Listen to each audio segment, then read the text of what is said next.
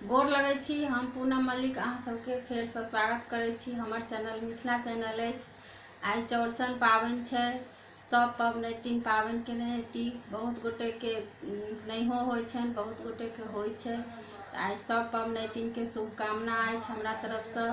हम अहाँ सबके एकटा चौड़चनक गीत सुनाबै छी, अहाँ सबके नीक लागत तऽ लाइक करब, सब्सक्राइब करब, कमेंट कऽ कऽ बतायब जे केहन लागल। एक दूसरा से शेयर करब। तऽ लिअ चौठी चानक गीत सुनू। हमरा अंगना में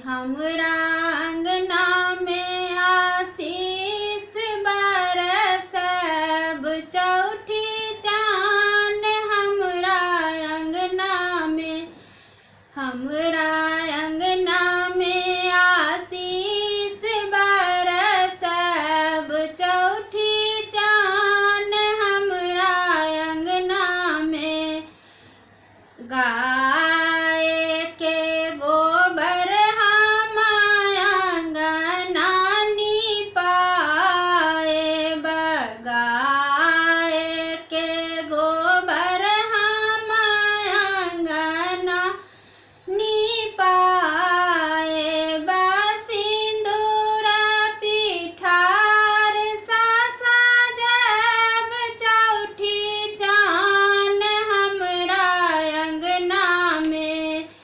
हमरा अंगना में आशीष बरसब चौठी चान। हमरा अंगना में फल मिठाई हम डाली सजाएब।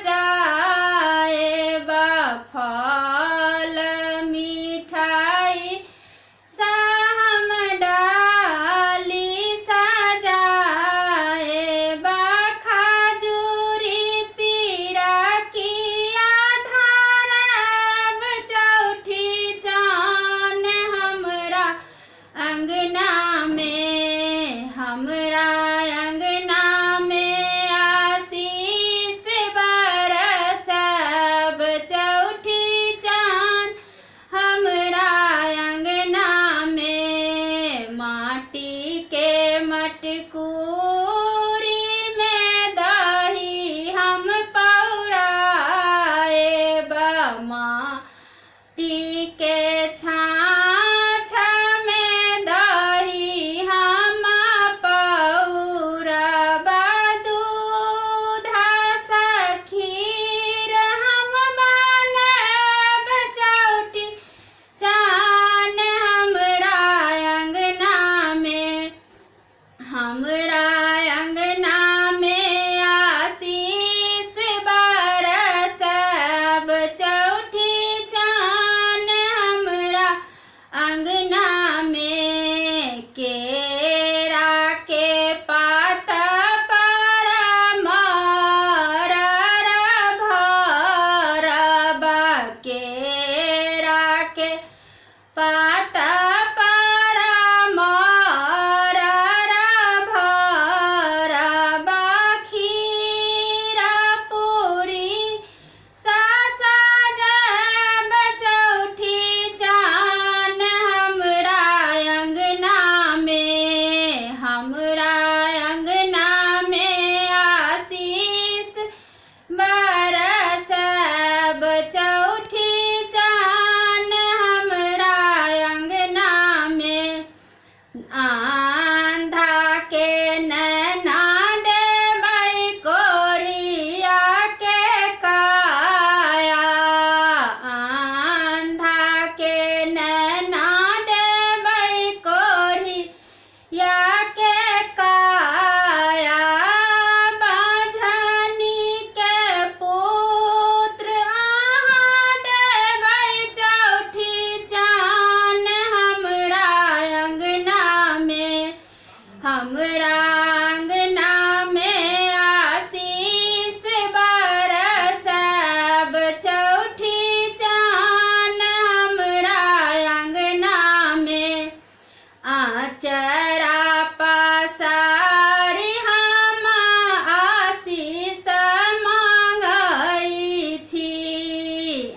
आचरा पसारी हम आशीष मांगै छी कुल परिवार के कल्याण चौठी जा हमरा अंगना